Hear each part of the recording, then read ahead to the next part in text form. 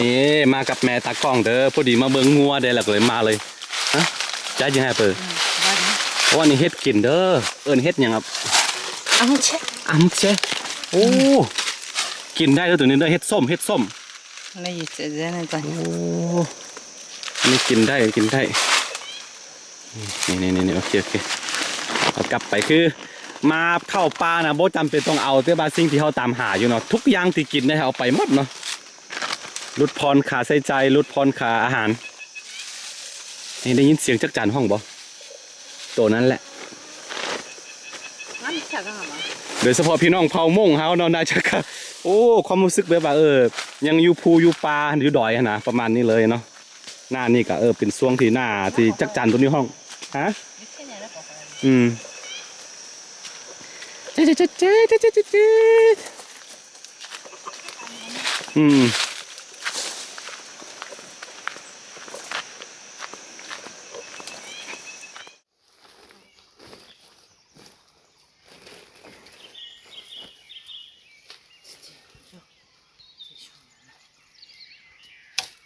คืออะไรไปซื้อก่อนตาจับอะไร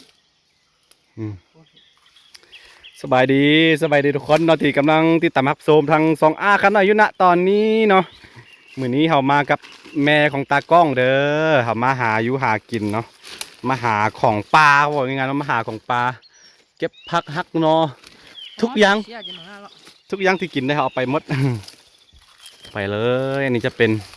ปลาเนาะปลาคือต้องบอกว่าเป็นพื้นที่ที่ค่อยแบบว่าพันไปมาอยู่แต่บ่เคยเข้ามาอยู่จุดนี้จักเทื่อมันจะเป็นครั้งแรกเลยแม่ตากล้องพาเข้ามาตอนแรกเข้าว่าสิมาจับกบกันพี่น้องไอ้กบคือมันแบบเป็นน้ำบ่อที่แห้งแล้งแบบนี้นะแต่บ่เห็นกบ บ่เห็นกบจักโต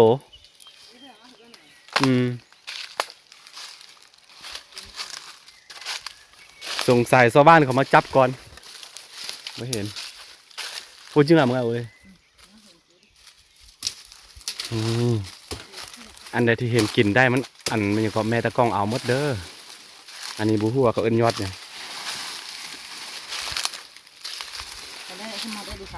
อ๋อคือว่าไงเนาะเวลาเข้าป่ามานี่แบบว่าอุดมสมบูรณ์นะอยากกินอะไรมันมีหมด ของปลาทั้งนั้นนะบ่จำเป็นต้องซื้อนะแต่บ่แน่จะว่าอีก10 ปี20 ปีข้างหน้ามันจะเป็นจังใดเนาะขึ้นกับการกระทำของเฮาทุกมื้อนี่แหละถ้าเฮาเซยกันรักษาเซยกันนั้นกินก็ฮู้กินนะฮู้น้ำไส้มันเนาะได้ว่ายืนยงกว่าสามารถอยู่ถึงรุ่นลูกรุ่นหลานและเชื่อว่าอีก20-30 ปีเชื่อว่าเนาะชีวิตค่อยน่าจะคมอยู่ คมคาหลังจากที่ค่อยตายไปแล้วอันนั้นก็บ่แน่เนาะเพราะว่าอยู่พี่ค่อนข้างอุดมสมบูรณ์นะค่อนข้างอุดมสมบูรณ์แล้วผู้คนน้อย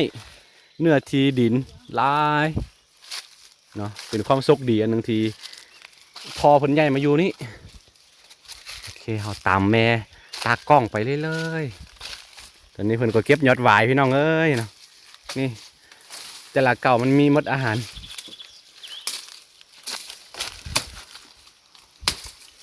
ยอดหวายเอาไปเผากินมานำกัน2น้องเด้อ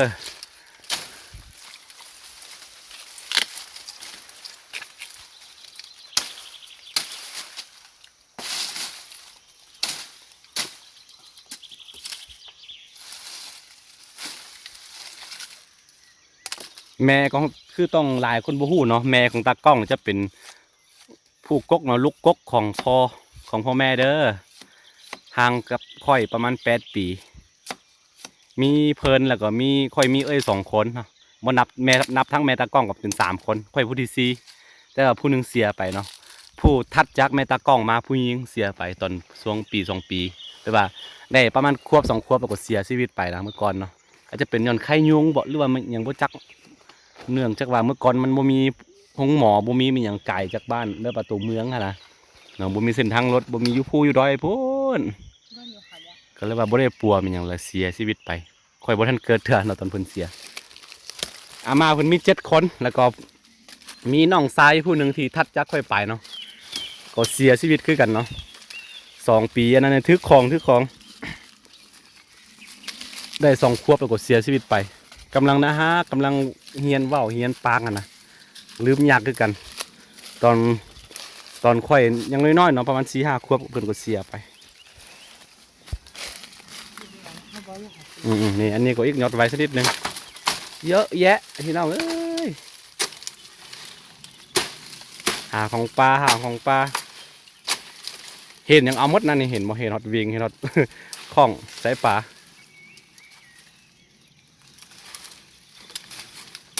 ยอดไว้มันมีหลายชนิดเนาะบ่ต่ำกว่า8ชนิดอยู่ดี อยากกินอย่างนี้คุณ อืม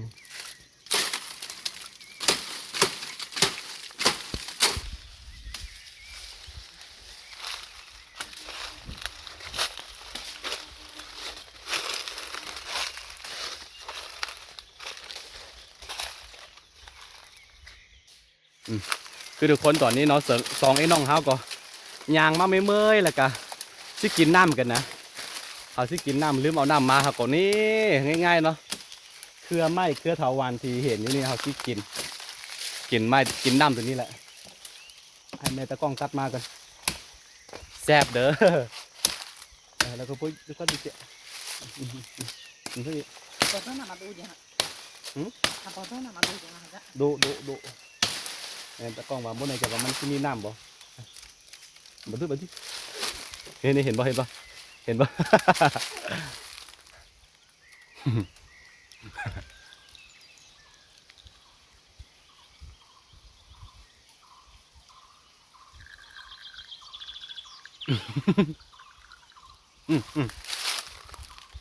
อ่ากินได้สบาย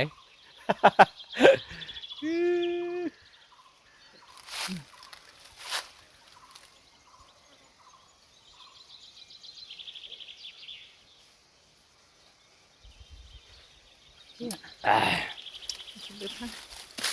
นี่คือวิธีการเอาตัวรอดเด้อคือเฮาลืมน้ำบ่ต้องย่านบ่มีน้ำเนาะถ้าเฮาฮู้กินได้ว่าบ่หมายว่าสิไปกินว่าทุกแนวบ่แม่นเด้อต้องคันบ่ฮู้บ่แนะนำให้กินเนาะมันพืชไม่ว่าต้นไม้บางชนิดหรือว่าเครือไม้บางชนิดมันเป็นพิษเนาะบ่แนะนำให้กินเลยขนมบ่ฮู้แท้ๆนะ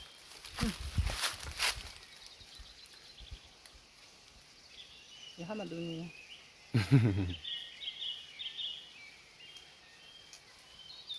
Yang betul. Nah.นี่กรณีลืมน้ำเขาก็สิหากินจากต้นไม้พวกนี้เวลากรณีลืมไฟเขาก็สิเอานี่แหละสิเอาของจากปลานี่แหละมาสามารถจุดได้เนาะปั้นเอาซอกพวกไว้ว่าไม้ที่แห้งๆเนาะมาปั้นเอาไว้ไงคือสามารถอยู่รอดได้อยู่ภูอยู่ปลาสบายคือกันโอ้อืม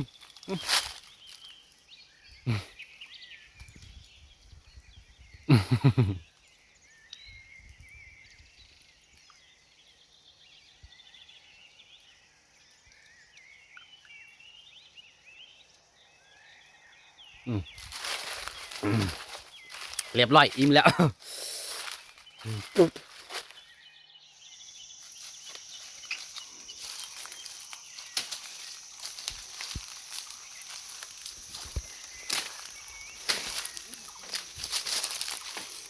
ม่ตากล้องว่าเห็นยอดไวขม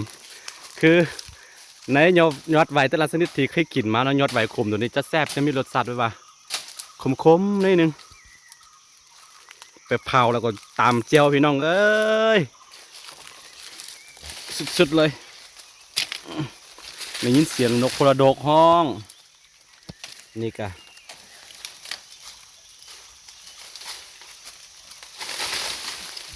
หอยหอมที่ตายไปแล้ว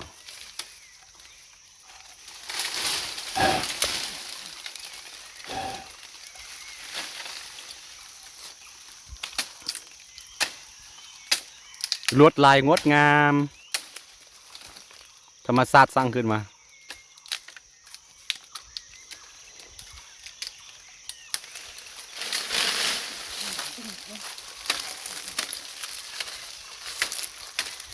หยบพวกนั้นต้นไหวนี่แหละเมื่อก่อนเขาเอาไปสารพวกนั้นเป้พวกไม่ยังนี่นะตัวนี้เลยยาว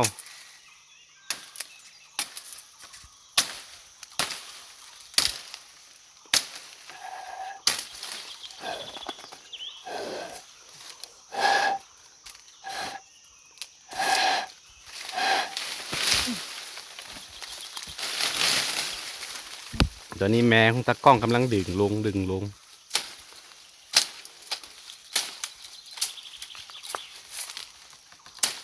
ตัวนี้เพิ่นได้36เลยเด้อ36 37แล้วจะถ้าเป็นลายอาคาก็ประมาณ38แล้วแต่ถ้าลายตามสากลลายตามวันเดือนปีเกิดเนาะประมาณ36 ปี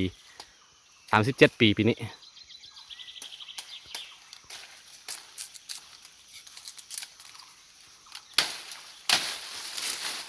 คือหลายคนที่สงสัยว่าเป็นยังอาคาคือว่าอายุหลายกว่าแบบนี่มันเป็นแบบซี่เนาะสมมติว่า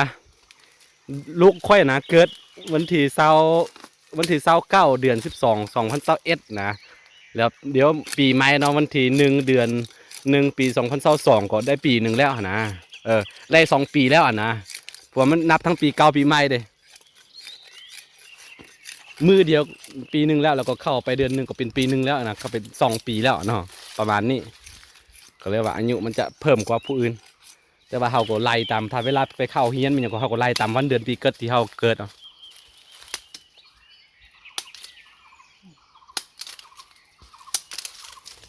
สะออนเสียงนกโพระดก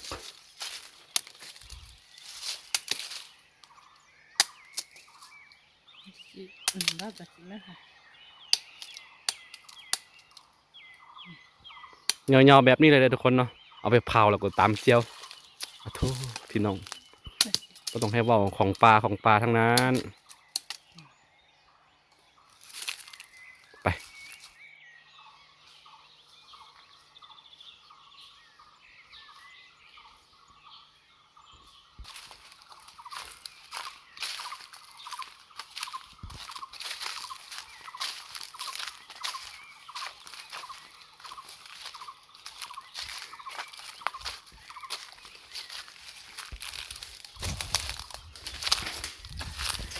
เห็นมั้ทุกคนอันนี้เป็นยัง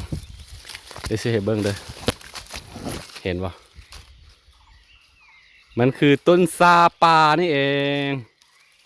มันจะเกิดขึ้นเนาะจะเกิดขึ้นตามนี่นะนี่โอ้หลาย10 ปีเด้อทุกคนบ่แม่นธรรมดาเลยสำหรับต้นซากว่ามันสิเติบโตได้ทำนี่เนาะหลาย10 ปีค่อนข้างใช้เวลานี่อันนี้เฮามานำในตะกร้องหาเก็บของปลานี่แหละง่ายๆนะนี่แหละสิ่งที่รอเลี้ยงเขาได้อ่ะนะพวกยอดไวพวกของปลานี่แหละแล้วก็เก็บไปแล้วก็เอาไปแลกเกลือแป้งนัวอยู่ตลาดได้เงินมาเจือจุนครอบครัวได้นี่เขาตั้งมาหากิน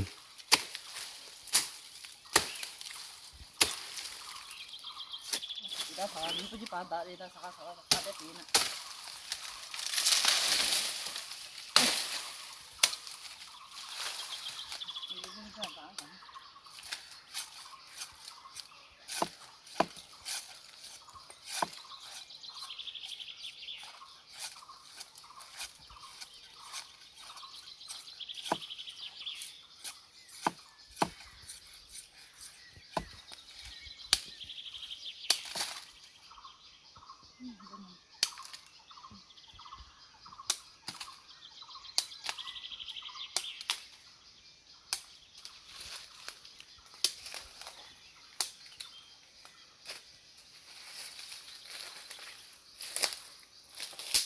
พี่น้องเอ้ยปีนี้เนาะ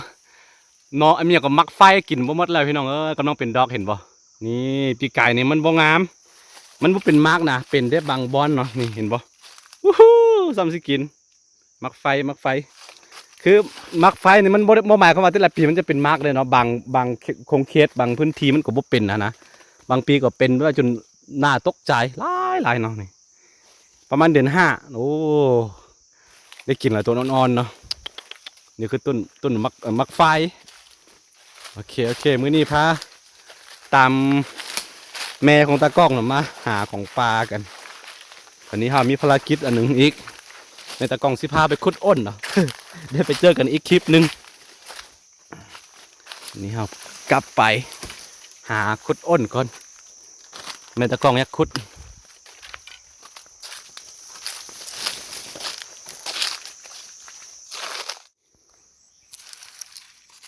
ผักนอกเด้อผักนอกอ่อนๆไม่เห็นปะ เก็บผักนอกเอาไปจำเจียวเอาไปลุเอาไปซุปกินก็ได้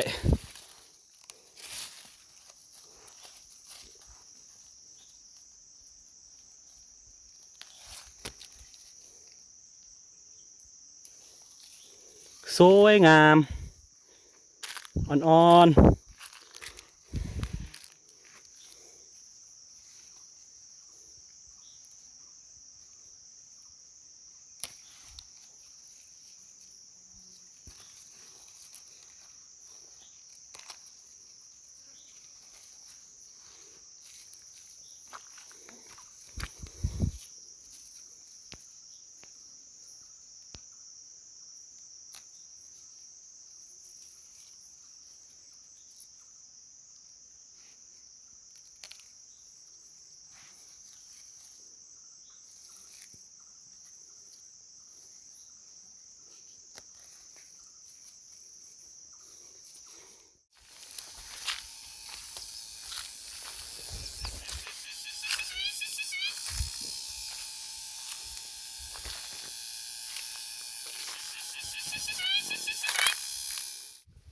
คือตอนนี้เราพักพรอยู่เนาะเราไปหาเก็บของปลามีอย่างมาแล้วก็แวะกินข้าวตอนนี้โอ้หิวแห้งละ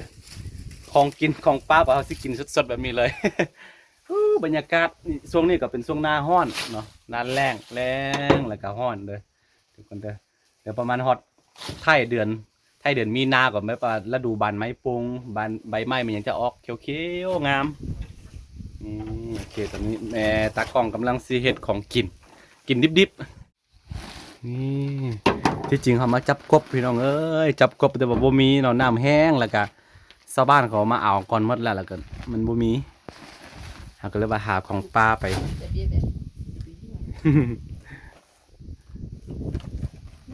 몰라 필요한 해. เยี่ย 언니가 아직 아마모비도 봐해라.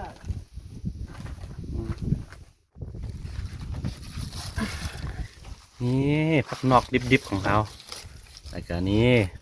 ใบอ่อนของมะม่วงเด้อกินได้เด้อหลายคนพูดว่ากินได้แล้วกินบ่ได้รู้นี่กินได้เด้อทุกคนเลยคือเขามาเวียกหนึ่งก็ให้มันได้หลายเวียกนะที่จริงเขามาเบิ่งงัวมาสอกงัวนะเขาปล่อยตามธรรมชาติแบบนี้เด้ปล่อยไปงัวของตะก้องแม่ตะก้องเขาแล้วก็เขาก็เก็บของปลาไปน้ำแล้วก็กินข้าวนี่แวะกินข้าววิธีการกินก็คือ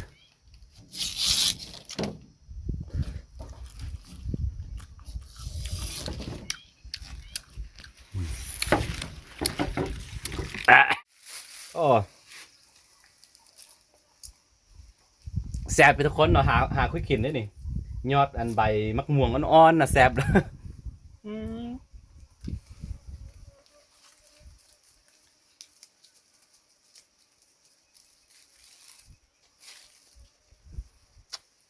ยอดอ่อนๆเด้อ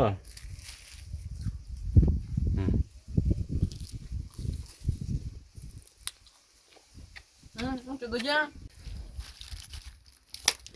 กินอยู่กับธรรมชาติของจริงอันนี้นะ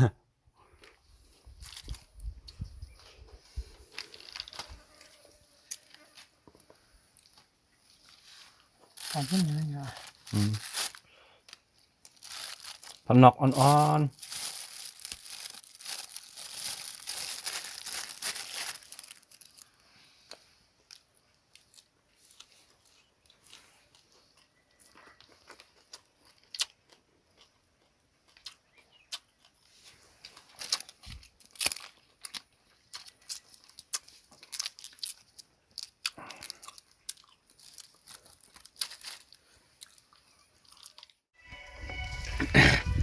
หลังจากกินข้าวกินน้ำอิ่มแล้วเนาะตอนนี้กับบรรยากาศแรงๆแต่ว่ายังมีแสงแดดอยู่เนาะเฮาสิกลับบ้านกัน นี่คือเฮาอยากไทยได้อยากให้แบบว่าอยากให้ทุกคนได้เห็นแบบว่าวิถีชีวิตแบบว่าแต่ละวันของเฮาเนาะมันเป็นจังไดเนาะประมาณนี้แหละอยู่ภูอยู่ได้กันเนาะแต่ละฤดูมันก็หมุนเวียนกลับมาตอนนี้ก็เดือนมีนาแล้วเนาะมีนาแล้วเด้อเดี๋ยวต่อไปก็เมษาแล้วนะเมษาก็สงกรานต์แล้วหลังสงกรานต์ก็เข้าพฤษภาก็เริ่มไถสวนอีกแล้วมันก็เป็นแบบว่าวงจรชีวิตวงจรชีวิตแต่ละปีมันกลับมาคือเก่าเนาะแบบนี้เนาะบ่ต้องคิดหยังหลายใช้ชีวิตแบบว่าให้มีความสุขไปแต่ละวันก็พอแล้วคนเฮาก็บ่ได้ต้องการหยังหลายดอกที่จริงก็มีอาหารการกินว่ายังไงคือมีปัจจัย4อย่างก็อยู่ได้สบาย บ่กดดันบ่ต้องไปแข่งขันแม่นหยังแหละคันนึกแบบว่าคันเว้าแบบนี้บ่หมายความว่าแบบว่าเฮาบ่แสวงหาบ่เฮ็ดแม่นหยังเลยบ่แม่นเด้อที่จริงฮะก็เฮาเฮ็ดในแบบที่เฮามักนะเบิ่งแบบว่าศักยภาพเจ้าของว่าเฮาเป็นไปได้ทำใดเนาะแต่ก็เฮ็ดไปตามนั้นทุกคนมื้อนี้ก็ครับได้ให้เห็นทุกคนวิธีการหาอยู่หากินถือว่าเป็นคลิปบ้านๆถ่ายให้ทุกคนได้รับได้ชมนํกันเนาะถ้าใครมักคลิปแบบว่าบ้านๆแบบนี้ก็อย่าลืมกดไลค์กดติดตามช่องอาคาน้อยเนาะเวลาลงคลิปเราจะได้เห็นเนาะเจอกันในคลิปหน้าทุกคนสบายดี